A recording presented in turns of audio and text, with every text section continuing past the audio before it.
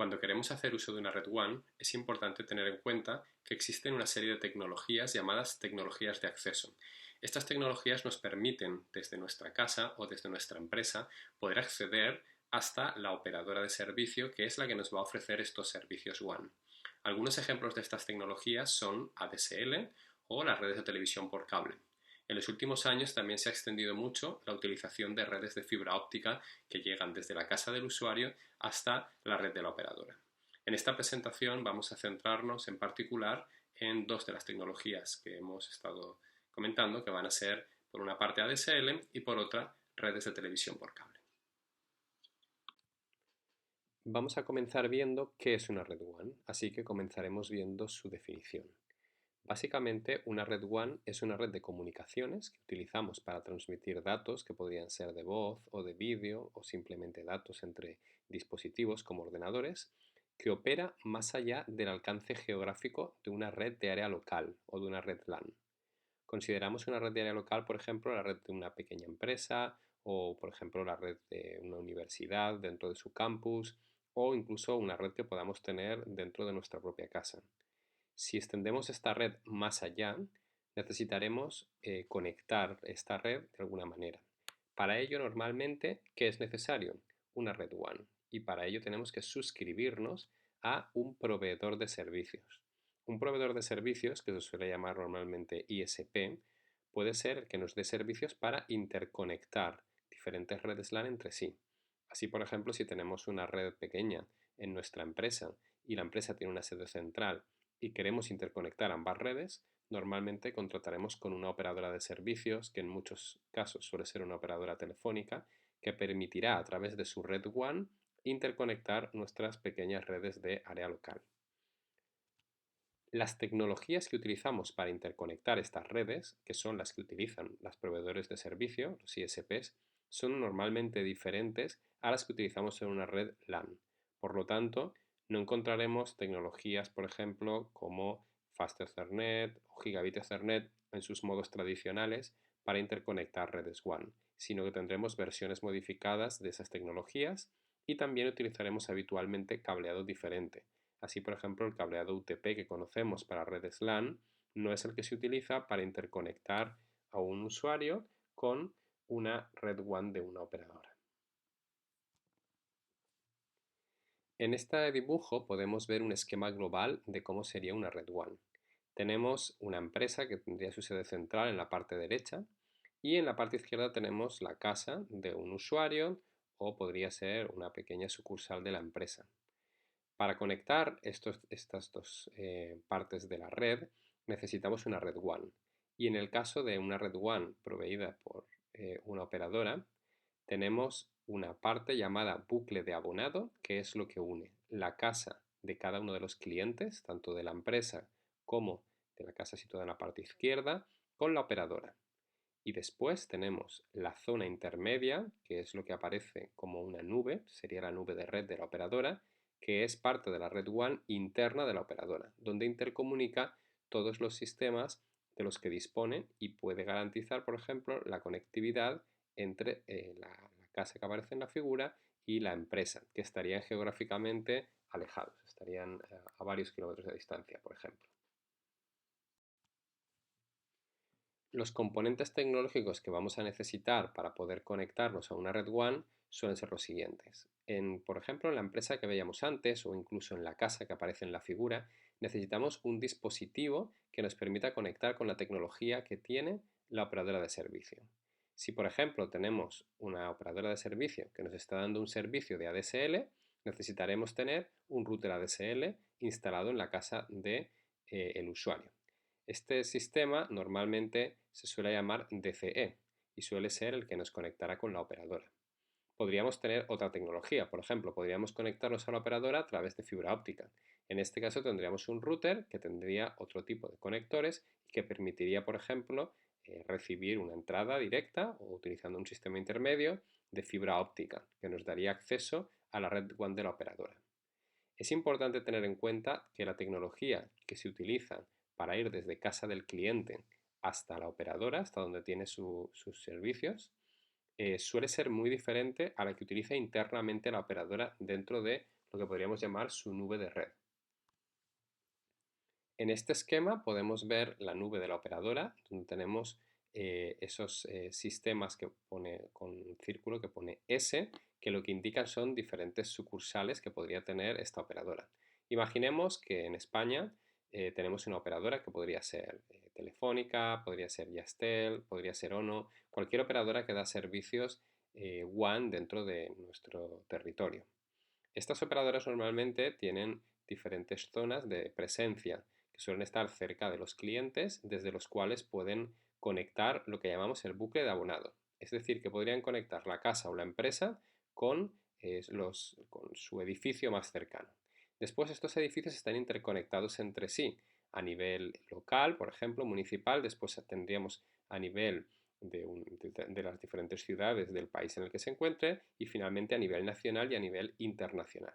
Todas estas conexiones son lo que veríamos ahí como la nube de la operadora que intercomunicaría entre sí sus sistemas y que daría por lo tanto la posibilidad a clientes de realizar conexiones de área amplia o conexiones WAN. Vamos a ver ahora cómo es el esquema jerárquico que utilizan las operadoras para interconectar entre sí a todos los usuarios. Vamos a poner como ejemplo el sistema de telefonía tradicional. En el sistema de telefonía tradicional podríamos tener millones de teléfonos conectados por los usuarios. Podemos ver, por ejemplo, en la parte inferior, cada uno de estos círculos con la numeración indicaría una central telefónica final. Sería una central a la cual nos conectamos desde nuestros barrios, por ejemplo. Así, todos los teléfonos que tendríamos en las casas de un determinado barrio irían conectados a la central 1, en el barrio de al lado a la central 2, y así tendríamos una serie de centrales que estarían físicamente cerca de los usuarios, en el orden de pocos kilómetros, habitualmente 1 kilómetro o 2 kilómetros. Todas estas centrales se tienen que interconectar entre sí para poder realizar llamadas entre barrios, por ejemplo. Así, por ejemplo, en el número 1 podríamos interconectar los 3 primeros barrios entre sí. Puesto que el esquema es jerárquico, las interconexiones se van agregando según subimos para arriba. En amarillo tendríamos las centrales primarias que intercomunican a las anteriores.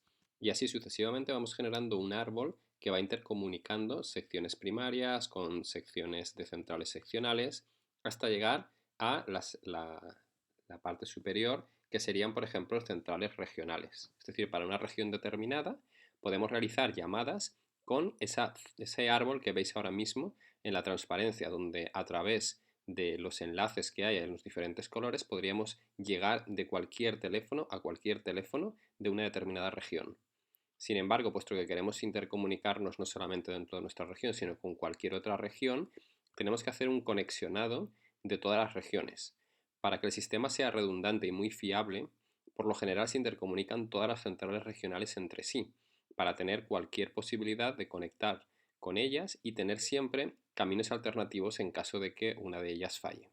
Por supuesto, cada una de estas centrales regionales tendrá por debajo sus propias centrales seccionales, primarias y de facturación, como veíamos antes. De esta manera tenemos interconectados a todos los usuarios.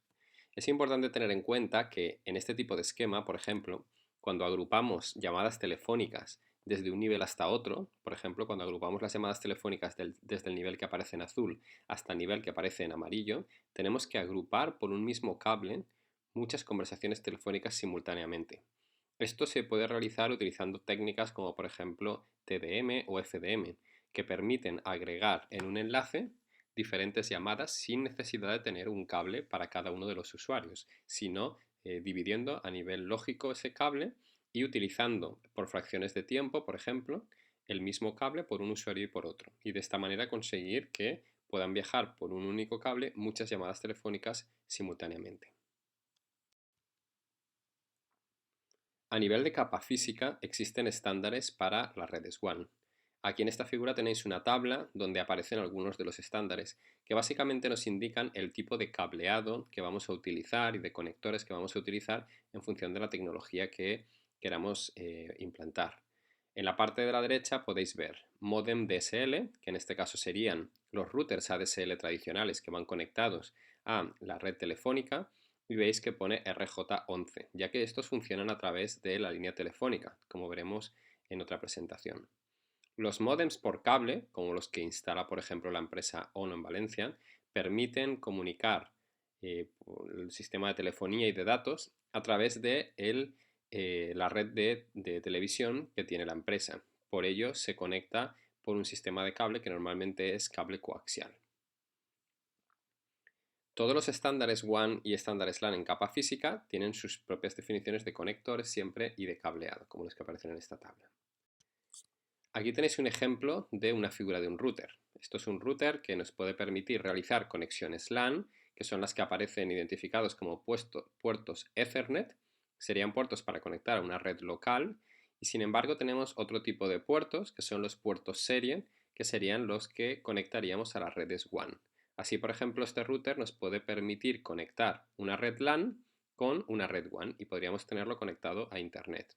Si en lugar de los puertos que aparecen como puertos seriales interconectáramos o instaláramos una tarjeta para ADSL, podríamos conectar nuestra red diaria local a una red WAN de una operadora que nos diera servicio de acceso por ADSL.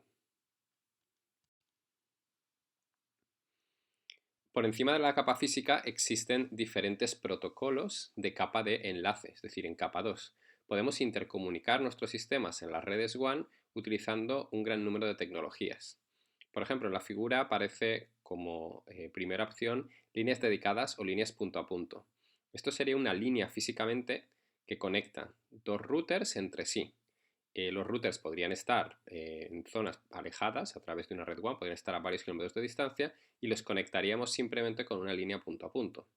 Aunque por lo general lo que suele suceder es que tenemos dos routers, como aparece en la parte de debajo, y utilizamos conmutación de paquetes. Por conmutación de paquetes nos referimos a una tecnología que es la que hay dentro de esa nube que aparece dentro, donde veis algunos ejemplos que luego veremos como X25 o Open Relay, que son tecnologías ya un poco antiguas, o redes RDSI, que en inglés son ISDN. Dentro de esta nube tenemos una serie de dispositivos que suelen ser switches para enlaces WAN que utilizan las tecnologías que aparecen ahí y que desde el punto de vista de los routers permiten una conexión desde el router de la izquierda hasta el router de la derecha, que son esos iconos que vemos ahí, realizando una conmutación interna de circuitos. Sería como si tuviéramos diferentes enlaces que se van cerrando entre sí para poder hacer que el cable rojo llegue de un extremo hasta el otro para el caso de estos usuarios. Y las operadoras pueden configurar dentro de esa nube las conexiones como ellas quieran para poder dar servicios, por ejemplo, a una empresa que se quiere conectar con una de sus sucursales y mantener siempre activa esa conexión WAN. De este modo, los empleados de una sucursal de un banco podrían conectarse siempre con la central utilizando esa red X25 Friend Relay, teniendo un router en la sucursal y un router en la central y esta tecnología de la operadora en el centro para poder realizar el conexionado entre sí. Dentro de estas nubes de red es muy importante definir dos tipos de comunicación. Una utilizando conmutación de circuitos y otra utilizando conmutación de paquetes. El caso de conmutación de circuitos es el que suele utilizarse o el que solía utilizarse para la telefonía tradicional. Por ejemplo, si tenemos dos teléfonos y queremos llamar desde uno hasta el otro y dentro de esta nube tenemos a la operadora que tiene esos switches que van a permitir conmutar tráfico, lo que pasa es lo siguiente: cuando el teléfono de la izquierda realiza una llamada, se genera lo que se llama un circuito virtual. El circuito es virtual ya que realmente los switches que hay por el camino establecen un camino y un enlace de uno a otro hasta encontrar el destinatario, que sería la persona a la que estamos llamando. Una vez se ha encontrado el destinatario y se ha establecido el canal de comunicación, este queda permanentemente establecido y se intercambian todos los datos con el canal establecido y fijo. Dentro de ese canal, el ancho de banda está totalmente reservado para esa llamada. Es decir, si el ancho de banda necesario para una llamada son 64 kilobits por segundo, estos switches tienen que reservar al menos para esta llamada 64 kilobits por segundo y otros dispositivos y otras llamadas no podrían utilizar estos 64 kilobits, tan solo podrían usar el tráfico o el ancho de banda restante si es que quedase alguno. Una vez termina la comunicación, se cierran los enlaces y ya no existiría esa reserva de ancho de banda. Si pensamos en los teléfonos tradicionales, los switches que veis ahí serían como las antiguas operadoras que cuando establecíamos una llamada pinchaban físicamente un cable de entrada con un cable de salida para poder ir realizando la comunicación extremo a extremo entre dos personas que querían hablar, uniendo estos pares de cables para hacer que el teléfono de la persona que estaba llamando se comunicara directamente con el que recibe la llamada. Estas tareas ahora las realiza de manera automáticamente un switch, como el que vemos en la figura, pero una vez se establece el camino queda reservado para la llamada durante toda ella. Y además los datos siempre viajan por el mismo camino, en este caso sería el camino rojo. En el caso de conmutación de paquetes el sistema es diferente. Ya no tenemos un camino fijo que tenemos que establecer como veíamos antes, sino que ahora tenemos el mensaje dividido en paquetes y cada vez que un paquete llega hasta uno de estos switches, el switch toma la decisión de por qué camino lo envía en cada momento.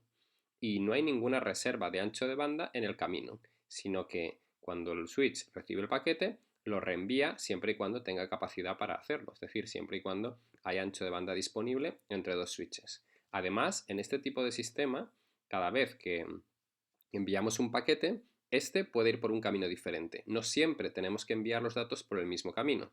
Por lo tanto, si fallase algún switch del camino, podríamos enviarlo de forma automática por un camino secundario sin ningún tipo de problema. Sin embargo, con el sistema de conmutación de circuitos que veíamos antes, si fallara algún elemento del camino marcado en rojo, la línea se interrumpiría y habría que volver a establecer de nuevo la llamada volviendo a llamar de nuevo. Así que estas son algunas de las diferencias más importantes entre la conmutación de circuitos y la conmutación de paquetes.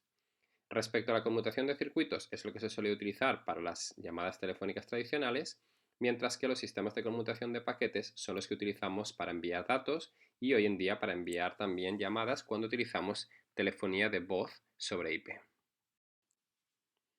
En este esquema se recogen respecto a redes WAN los dos grandes bloques, las líneas dedicadas y las líneas conmutadas. En el caso de las líneas dedicadas se trataría de una conexión, por ejemplo, que está dedicada para una empresa concreta para conectar la sede de su empresa con la central. Y existían tradicionalmente diferentes tipos de enlaces que se podían contratar. Por ejemplo, las líneas T1 y E1 eran líneas que agregaban grupos de enlaces telefónicos. Por ejemplo, el E1 agrupaba 30 conexiones que equivalían a 30 llamadas telefónicas o a 30 conversaciones telefónicas, y de esta manera dos empresas podrían interconectarse y tener centralitas y poder disponer de un número de líneas bastante elevado para interconectarse entre sí. También pueden utilizarse para enviar datos. Sin embargo, cuando la operadora daba acceso a la empresa, por ejemplo, a este tipo de tecnología, garantizaba que siempre estaría disponible y reservada para la empresa y que no se utilizaría para otro tipo de cosas. En el caso de las líneas conmutadas, tenemos conmutación de circuitos, conmutación de paquetes y conmutación de celdas. Ya hemos visto cómo funcionaba conmutación de circuitos y de paquetes. En el caso de conmutación de celdas es algo muy similar, pero con paquetes de un tamaño fijo, que es un tamaño bastante reducido para hacer más eficiente la transmisión de los datos, como veremos más adelante. Algunas de las tecnologías tradicionales que se solían utilizar para realizar conmutación de circuitos eran líneas de telefonía tradicionales o líneas digitales como las RDSI, y en el caso de conmutación de paquetes, pues tenemos otras tecnologías que veremos como X25, Frame Relay o ATM. La mayor parte de estas tecnologías ya están en desuso, ya que ahora existen otras tecnologías más avanzadas, pero estas son las que caracterizan fundamentalmente estas tecnologías. Vamos a realizar ahora un repaso a nivel histórico de las diferentes tecnologías WAN que se han ido utilizando a lo largo de los últimos años. Vamos a comenzar, por tanto, con el más antiguo, que es el sistema analógico. Estos eran los sistemas que utilizábamos para enviar habitualmente voz, utilizando los teléfonos tradicionales. Sin embargo, existía la posibilidad con este tipo de líneas analógicas de utilizar un módem conectado, por ejemplo, a un ordenador o a un router que convirtiese la señal digital de los dispositivos en una señal analógica que pudiera ser transmitida por el mismo canal por el cual emitíamos voz. Como podéis ver en el ejemplo de la figura, con este tipo de esquemas que teníamos, pues podéis ver en la parte izquierda supuestamente una empresa que tiene un ordenador conectado con un servidor y un router, y debajo podéis ver un dispositivo que es un módem. Este módem lo que hacía era recibir todas las señales digitales de los ordenadores de la red, convertirlos en señales analógicas y transmitirlos por lo que se llama el enlace del bucle de abonado, que es el cable que va desde la empresa hasta la primera central telefónica de la compañía. Esta compañía tenía, como veis, esa nube de red en la cual puede tener un número indeterminado de switches que pueden de alguna manera conmutar el tráfico hasta el switch de salida, que será el más cercano, el de la central telefónica más cercana, a la empresa de la derecha. Así vamos a intercomunicar estas dos empresas o estas dos sucursales de la misma empresa. El esquema de la derecha es similar. Tenemos ordenadores, un router y después conectado a ese router tenemos un módem que hace la tarea de transmitir datos digitales, pasarlos a analógico y después transmitirlos. Vamos a ver con un poquito más de detalle el funcionamiento. Fijaros que tenemos señales digitales en los extremos, puesto que estamos hablando de, por ejemplo, los ordenadores que podríamos tener en casa o en una empresa. Después tenemos un módem que los convierte en señal analógica y los transmite hasta la central. Cuando llega a la central, vuelve a convertirse en digital. Viaja en formato digital por dentro de lo que sería la nube de la empresa y para volver a transmitirlo en el otro extremo, volvemos a pasar la señal a una señal analógica y el módem la vuelve a convertir en digital. Así que estamos realizando varias conversiones digital a analógico y analógico digital en varios puntos. El motivo de realizar todo esto es poder aprovechar el bucle de abonado y poder aprovechar los sistemas que ya estaban preparados para las líneas de teléfono tradicionales. Sin embargo, para transmisión de datos podemos ver que es una pérdida de recursos y de ancho de banda, puesto que estamos forzando a que todas las comunicaciones se realicen a través de un sistema analógico tradicional como es el de la voz. Vamos a ver de qué manera se hacía la decodificación y la codificación de los datos.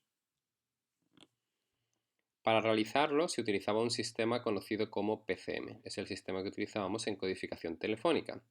Lo que se hacía básicamente era muestrear la señal de voz 8000 veces por segundo, es decir, cada 125 microsegundos muestreábamos la voz. Y con ello extraíamos la información que normalmente se utilizaba en frecuencias entre 0 y 4 kHz y se enviaban los datos. Con este tipo de sistema codificábamos la voz y la convertíamos de analógico a digital y de digital a analógico para poder transmitirla por los enlaces de la casa del usuario a la operadora y por dentro de la operadora.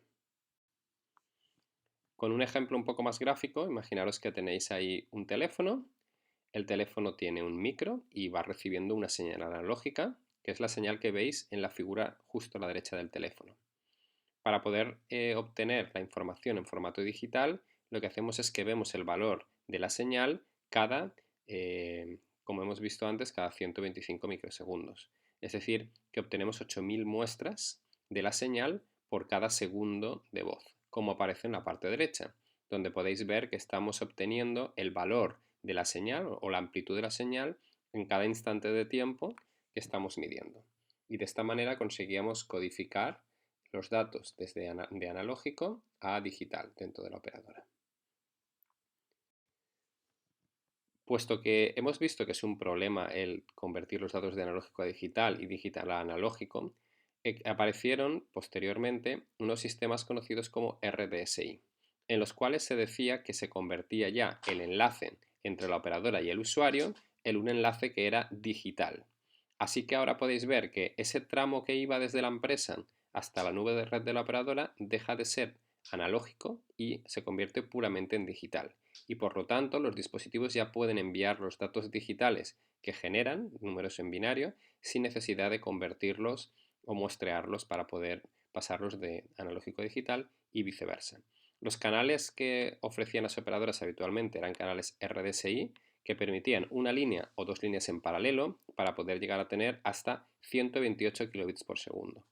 Y si conseguíamos o queríamos obtener un enlace mucho más grande, puesto que estamos conectando dos empresas que tienen un volumen de datos más alto, podíamos llegar a generar o utilizar lo que se llamaban un canal primario, que estaba formado por 30 canales y por lo tanto llegábamos hasta 2 megabits por segundo.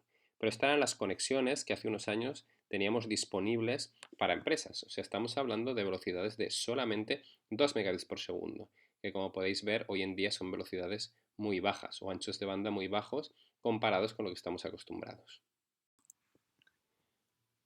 Una de las tecnologías alternativas a RDSI y que se expandió rápidamente hace unos años fue las tecnologías DSL, las siglas que significan Digital Subscriber Line.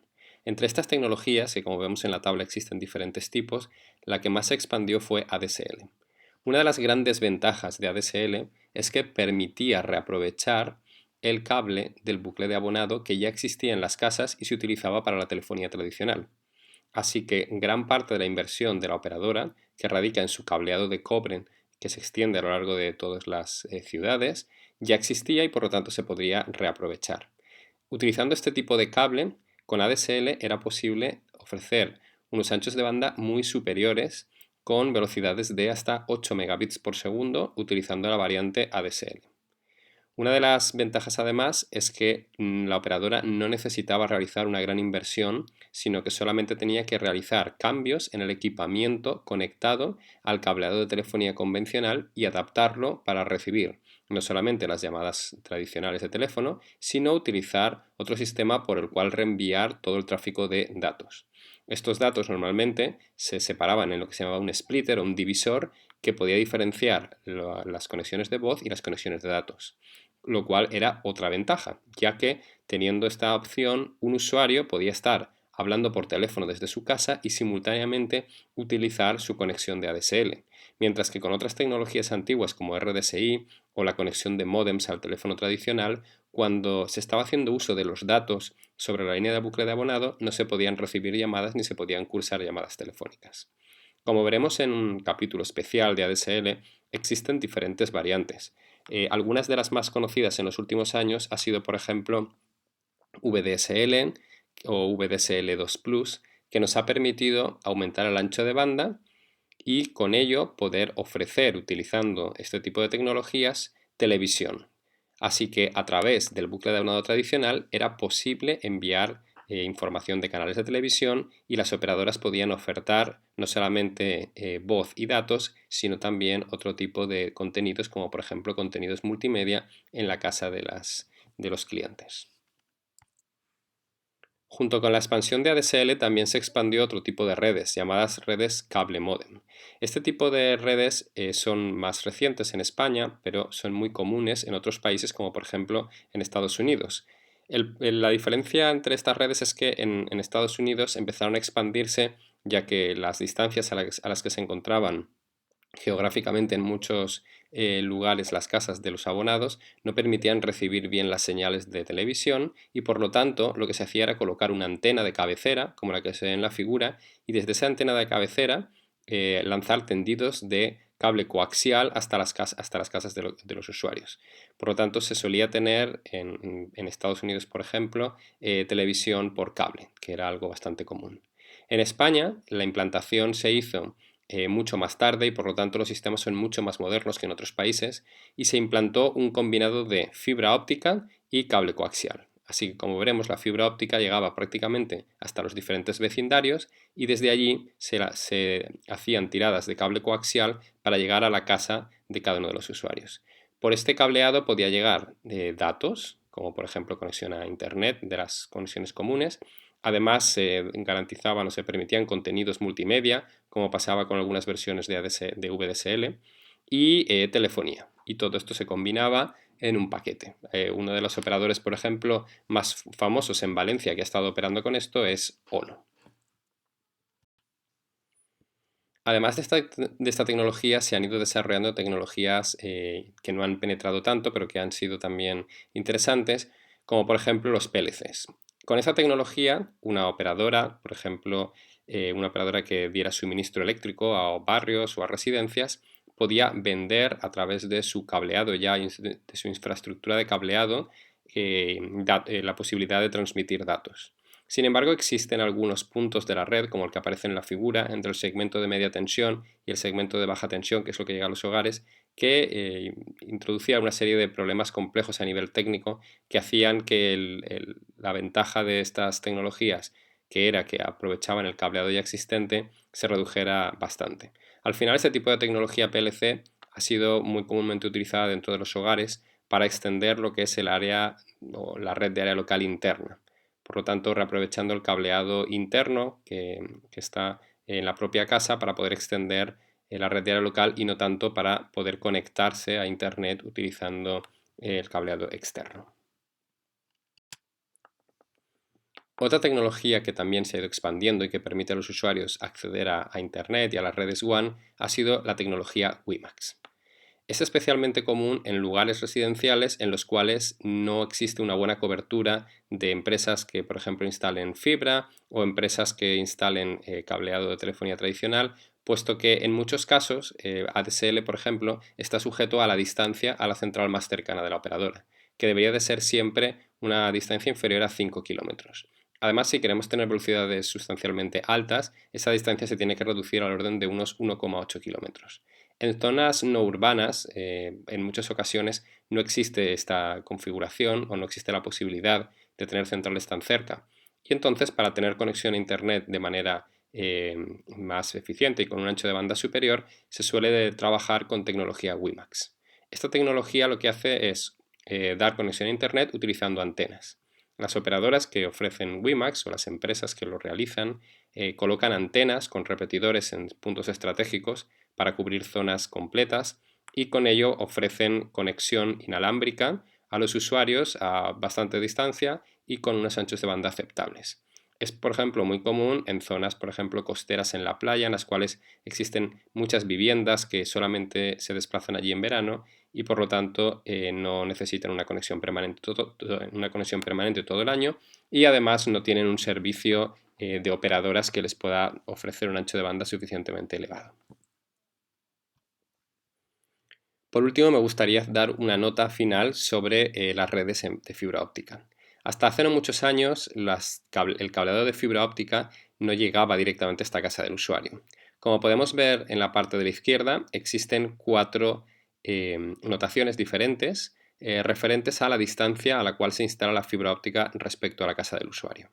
En la primera de ellas, FTTN, sería fibra hasta el vecindario. La fibra hasta el vecindario lo que hace es que la operadora instala esas mangueras de fibra óptica, normalmente subterráneas, hasta una distancia aproximadamente de 300 metros del edificio donde vive el usuario.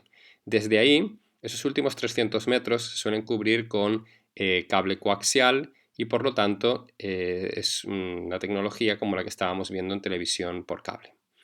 La segunda opción, FTTC, se refiere a fibra hasta la acera y lo que hace es que pues, la fibra llega hasta una acera determinada y desde ahí se va distribuyendo. O sea que ya no sería por vecindarios completos, sino sería, digamos, a una zona bastante cercana a un edificio y podría cablear, por ejemplo, calles completas con cable coaxial y hasta esa acera, por decirlo de alguna manera, llegaría la fibra.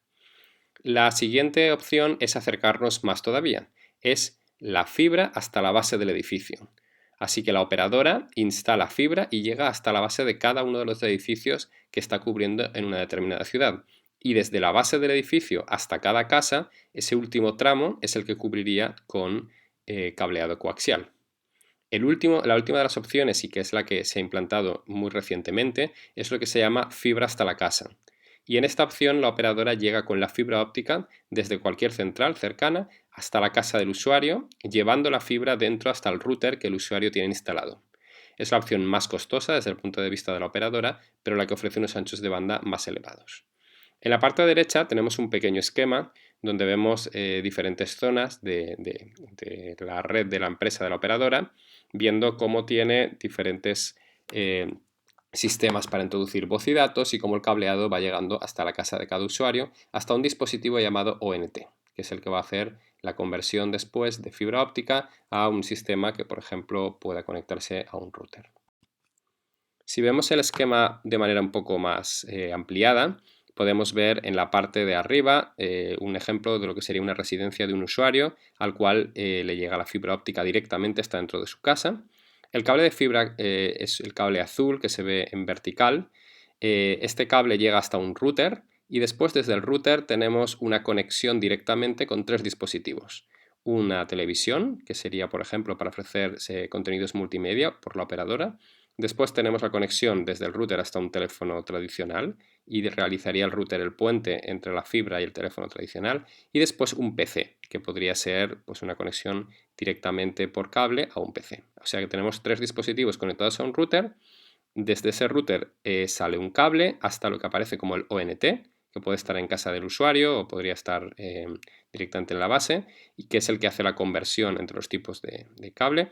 Y después tenemos un divisor para separar entre diferentes casas y después la red de la operadora, que tendría pues una serie de módulos para inyectar la señal de la televisión, otra serie de módulos para poder inyectar televisión bajo demanda, así que el usuario podría elegir qué canales quiere ver o podría elegir qué película quiere ver en un momento determinado.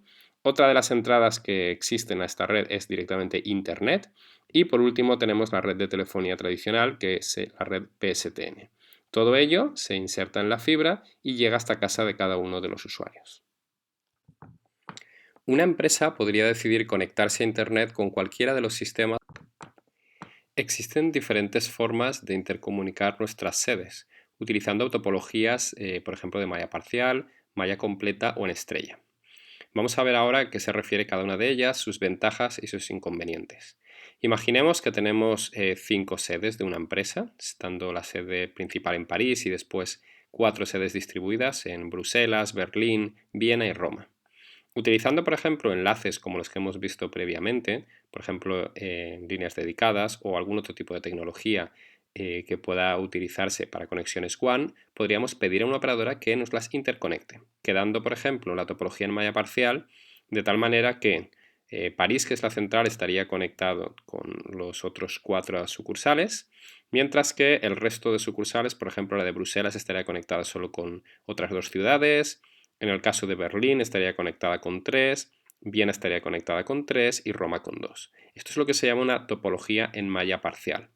En este tipo de esquema, la ventaja que tenemos es que si falla uno de los enlaces, siempre tenemos un camino alternativo para poder mandar datos. Por ejemplo, si falla el enlace entre Roma y Viena, siempre podremos enviar información entre Roma y Viena a través de París o dando la vuelta París, Bruselas, Berlín, Viena. Así que tenemos alternativas. Existe otra opción que es la topología de malla completa, que es la que tenemos en el centro. En este caso, todas las sucursales están interconectadas entre sí. La ventaja es que la comunicación es directa, es decir, que los datos viajan directamente. Tenemos una gran redundancia, permitiendo que fallen hasta 3 enlaces y aún así seguimos teniendo conectividad entre todas las sedes. Y por lo tanto es la más costosa, pero la más segura. La última, que es la más común debido a su bajo coste, ya que las redes hoy en día afortunadamente fallan poco, es una topología en estrella. En inglés a veces se le llama Hub and Spoke. En este tipo de tecnología o de topología lo que tenemos es la sede central conectada directamente con las sucursales, con las 4 sucursales. En este caso, si por ejemplo Roma y Viena quisieran intercomunicar información, tendrían que hacerlo a través de París, ya que París es una especie de router repetidor que se encargará de reencaminar la información entre cualquiera de las 2 sucursales. En esta topología suponemos que todas las sucursales quieren conectarse a París, que es donde está la central y donde está la información, y realmente no quieren intercomunicarse entre sí de manera directa. Si por ejemplo tuviéramos algún tipo de servicio como telefonía IP, donde se utiliza la red para enviar o para hacer conexiones de voz, sí que podría haber tráfico entre las diferentes sucursales. Una alternativa a esta configuración es utilizar la red Internet. En lugar de pedir a una operadora enlaces punto a punto entre cada uno de los pares que tenemos aquí de routers o hacer conexiones en malla parcial, lo que podemos hacer es solicitar una conexión a Internet en cada una de las sedes con un ancho de banda aceptable, ya que gracias a la fibra óptica hoy las conexiones a Internet tienen anchos de banda bastante elevados. Y una vez tuviéramos este tipo de configuración, donde en cada sede tenemos una conexión a Internet, podríamos crear lo que se llaman túneles. Estos túneles son caminos a través de la conexión que tenemos contratada que atraviesan esa nube que aparece en el medio, que se llama Internet, y podríamos intercomunicar el número de sedes que quisiéramos con el número de sedes que quisiéramos. Podríamos, por ejemplo, crear una topología en malla completa, teniendo en cuenta que tenemos una única conexión a Internet y que todo lo que estamos haciendo es crear túneles que serían esos caminos que van de un punto hasta el otro. Una de las ventajas de utilizar esos túneles es que se pueden encriptar o codificar utilizando algunas tecnologías como IPsec. Y de esta manera, una de las grandes desventajas de Internet, que es su inseguridad, quedaría parcialmente cubierta gracias a que la información no podría ser descifrada si algún atacante captura tráfico que está viajando entre las sedes. Por último, para acabar este capítulo, me gustaría remarcar que a la hora de definir este tipo de conexionado y a la hora de evaluar cuál es la mejor topología, tenemos que tener en cuenta también otros aspectos, como por ejemplo qué tipo de tráfico vamos a enviar por estos canales. Por lo general, existen tipos de tráfico que tienen unas demandas especiales, como puede ser el tráfico de voz o el tráfico de vídeo. Si entre nuestras sucursales vamos a enviar voz porque tenemos los sistemas de telefonía y las centralitas conectadas directamente utilizando un sistema de voz IP, tendremos que tener en cuenta que necesitamos que el ancho de banda esté disponible para los teléfonos y no solo eso, sino que el retardo de comunicaciones entre un teléfono y otro, en sucursales diferentes, tiene que estar por debajo de unos umbrales que están en el orden de milisegundos. Y además que la variabilidad en la transmisión de los mensajes tiene que ser pequeña. Así que si envío 10 mensajes, el retardo entre estos mensajes debe de ser parecido y no puede haber grandes variaciones entre uno y otro. De lo contrario, el sistema de telefonía funcionaría mal y los usuarios no experimentarían o no tendrían una buena experiencia de comunicación entre sí. Así que además de definir los canales y los anchos de banda, tenemos que negociar con la operadora estos retrasos para que utilicen una tecnología que sea adecuada para la comunicación de voz y no solamente la comunicación de datos. Y con esto terminamos este bloque sobre redes WAN, que continuaremos estudiando más adelante tecnologías de interconexionado entre routers, como los que hemos visto antes, utilizando protocolos de routing, y también redes de acceso residenciales, donde veremos con más detalle ADSL y redes de televisión por cable.